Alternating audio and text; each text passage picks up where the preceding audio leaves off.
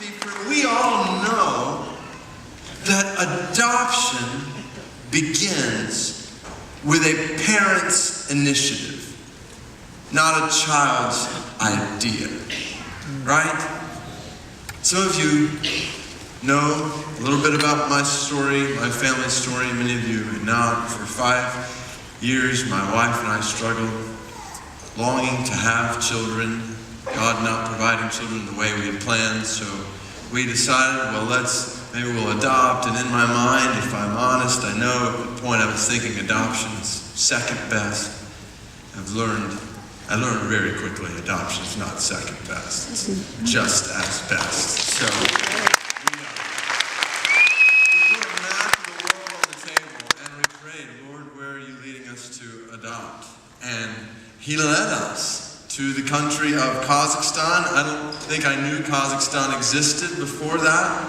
But after months of praying, we turned in an application to adopt a Kazakh child. We began walking through this adoption process, which many of you know is a long and grueling process in many ways, forms and fingerprints to no end, home studies and background checks. Home study, which was a problem for us because our home had gone underwater in Hurricane Katrina, and so when there's 10 feet of water in the house, it's hard to have a home study in the house.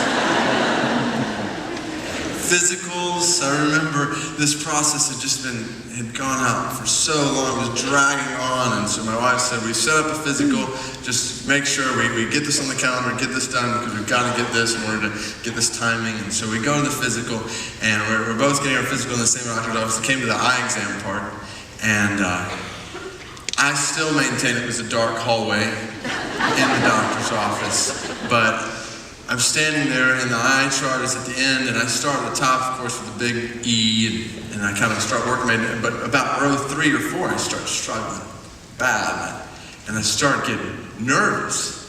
And I've got, of course, my one hand on one eye, and I'm getting nervous, I'm starting to sweat, and the lady can tell, the nurse can tell I'm struggling. She said, well, why, sir, just calm down, why don't you try the other eye? I said, okay. So I tried the other eye, because in my mind I'm thinking, if I can't fail this, we got to get this and this and this done. And so my wife's standing there like, come on, David. And so I take my hand off this eye. Well, the only problem is my nervousness, I've been pressing down really hard on this eye. And everything's blurry, I can't even see the E with this eye.